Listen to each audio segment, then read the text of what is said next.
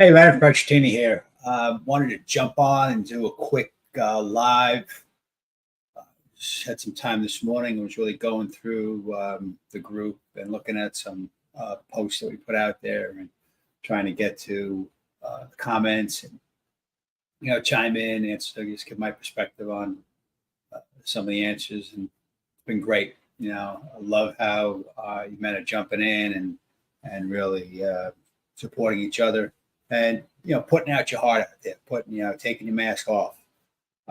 That's what we're doing here. Is I know for me, a lot of the help that I've gotten over the years with men and men's organizations and men's groups is that ability to be able to take my mask off and really reveal what's going on, for me, and then with the wisdom of the men, find my way out of it.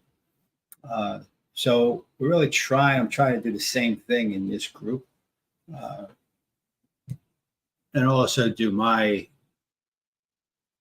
education, my perspective. I'm not saying I'm like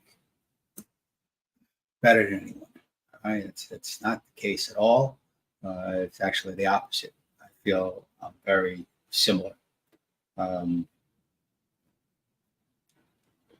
I've just down the road a little bit, and I have a unique skill that when I learn something, I'm able to, first of all, I feel like I need to share it. And what I've been told is I'm just a good way of taking that concept that others can struggle with and boil it down to a digestible format where we can then say, oh, okay, now I know what to do. Right. So we put a post out. I put a post out not too long ago, and this is what inspired this video right now. And when I read it, the post was, what's the biggest problem modern men face today? And men started chiming in. Some of the answers were divorce, which I agree with. It's a big problem. Lack of purpose, huge problem. I always address purpose. So I'll probably do something, a deeper dive on that with another video. Being underappreciated and held to unrealistic expectations. I'm sure we can identify with that. Not feeling like a man, a little nebulous, but I get it, right? When things are taken away from us. So, if we're underappreciated or overstressed, or the finger wag, when we do step up to be a man and we get that finger wag. External groups, yes, there's a lot of that going on there. So that's an attack, I think, on masculinity. It's happening. No relationship to God. This is a good one. I'm not particularly. I'm not a. I don't want to say particularly. I'm not a religious person, but I do have my connection and my faith in God, and that's important. I believe it's important to be connected to something greater than ourselves. And for you, if it's not God, it's not God, and that's okay too. It's just something bigger than ourselves to be connected to. And if you don't have that, yeah, you can kind of get to feel small, and that's not good. One of my favorite answers was seltzer beer. I always love when people mix into a serious subject a little levity. I enjoy that. I said back in the day, it wasn't seltzer beer; it was wine coolers when I was younger. So, but without a doubt, the thing that inspired this live stream was a man said fear. Fear being the biggest thing, the biggest problem modern men face today is fear. And inspired me because I talk a lot about fear. And the legacy weekend that I do, I added it in a couple of years ago as a component. We used to talk a lot about this one section. We used to talk a lot about sex and money and how we as men don't talk about those things openly. I'm not talking about bragging. I'm talking about the real issues behind it. Right. We could brag behind it. We could talk about sex, locker room stuff. We could talk about money, how much we have, what we're going to do, but not about the other things. So a few years ago, what I realized, I just had this realization. I was like, we need to talk about fear, because what was going on in the world, it's still going on in the world, but this was back in coming into 2020. Or in 2020 with the whole COVID thing going on and the election and all of that. I just looked around and I said, boy, everyone's so afraid. Everyone's so afraid. So let's deal with this fear thing right out in the open. So if you've been listening to this, you know that I have a background in martial arts. I'm not a badass. I'm not saying that. But when you're doing any of those combat trainings, you put yourself out there and you have to deal with some stuff internally, right? When you step in and you spar, you should be afraid. So there's things there and you have to overcome it. So between that and a lot of reading and studying that I did and applying it, understanding myself, what my perspective on fear is simple, very simple. Fear is nothing more than a physiobiological response to a real or perceived threat. Okay, let me say that again. Right? Fear is nothing more than a physiobiological response to a real or perceived threat. What I mean by that is, out in the Serengeti, there's a gazelle and he's grazing, and there's a group of gazelles and they're grazing. They got their head down and they hear something or they smell something. Right? Predator. They pop their head up and they look. They look. And they're waiting. And they're all looking.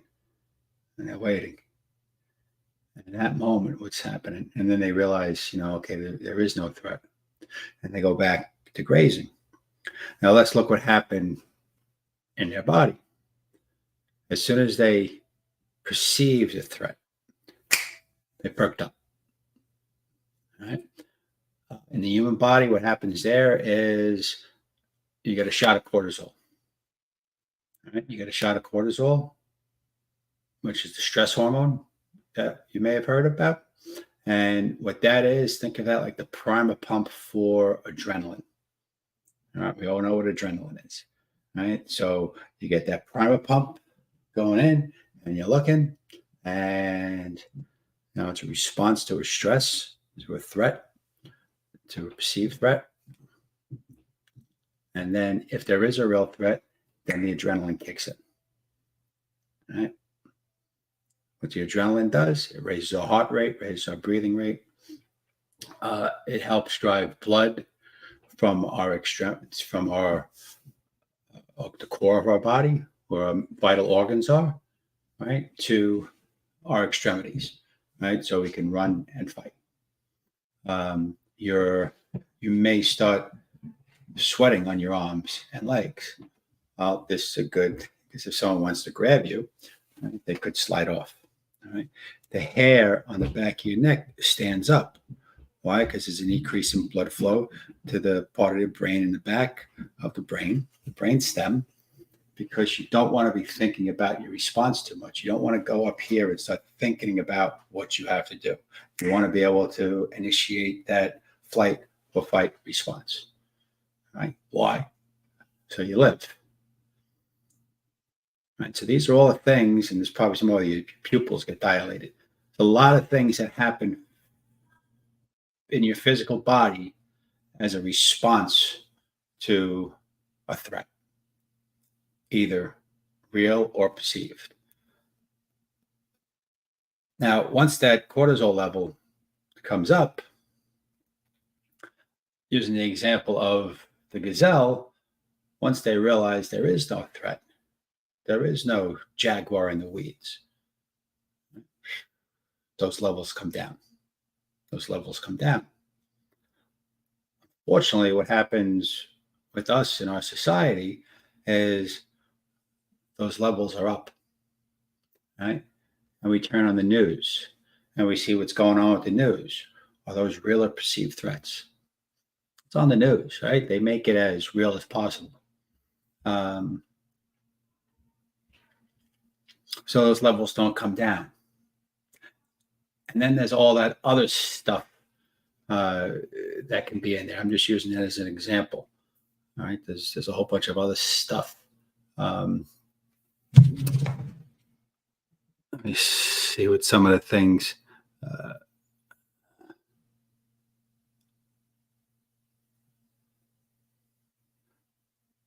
Fear of being rejected, fear of being shamed, fear of being ridiculed, fear of falling short, fear of being rejected, shamed,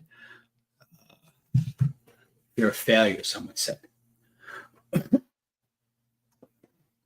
All those things are right here in your head. That's the truth.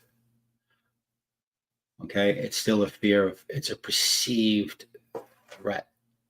It's not real. All right, if you're rejected, so what? All right, my fear of rejection, what does that mean? They don't love me, they don't like me. And what does that mean? That I'll never have love, or I'll never have someone that likes me. You see, that's just a spinning wheel that's happening up here. All right, but it doesn't mean that at the same time, I don't feel clammy and I don't feel a little queasy in my stomach. Why? Because there's no, the blood is rushed out of it. Right? So all these feelings that we get, these physiological feelings, I'm not saying the fear isn't real, but for the most part, that's just a biological response, a physiobiological response to a perceived or real threat.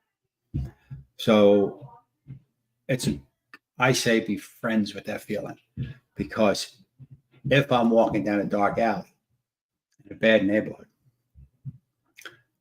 I should be afraid. I should be afraid. I don't care if you're me. I'm 6'4", 220. I've got some martial arts skills. I could be carrying a gun. It doesn't matter. I should be afraid, right? Because that fear is priming my body to be able to engage either by fighting or by running. One of my instructors years ago, Sensei Tom, used to say, he who runs away lives to fight another day. And there's nothing wrong with that. Now, where fear is not our friend, when you get that shot of adrenaline, and if you ever had that, it's exhilarating. It is scary for me. I remember the first time I felt it many years ago. I was a kid during a fight. Afterwards, I didn't know what I was feeling. It was very disconcerting for me, very unsettling for me to feel that, because I wasn't used to that feeling. Didn't know what was going on in my body. Didn't want to feel like that again. Wasn't a good feeling. But sometimes when you get that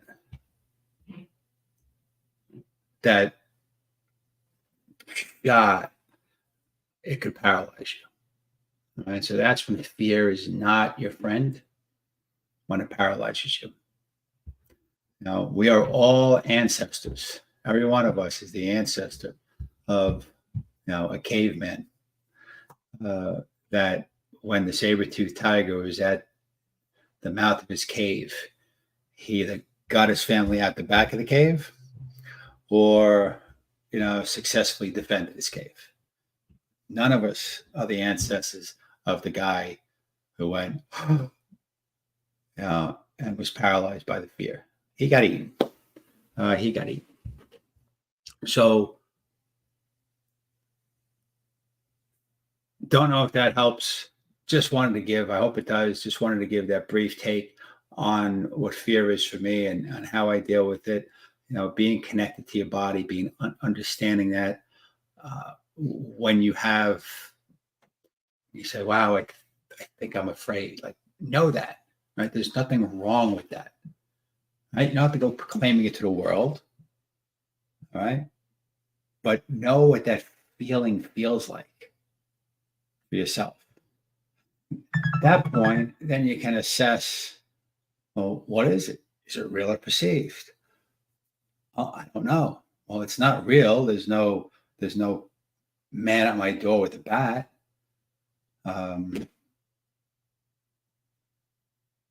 So it's perceived, Now, is the sheriff at the door with the eviction notice, which would be real, or do you think, and you're putting thoughts in your head that you're not going to be able to make the money you need to make to do the things you want to do, and then down the line maybe lose your house or not be able to pay your rent, right? That's all perceived, but there's people that operate like that. They're so afraid of what might happen, and that fear can rule their day. They're so afraid of being rejected by a woman. Why?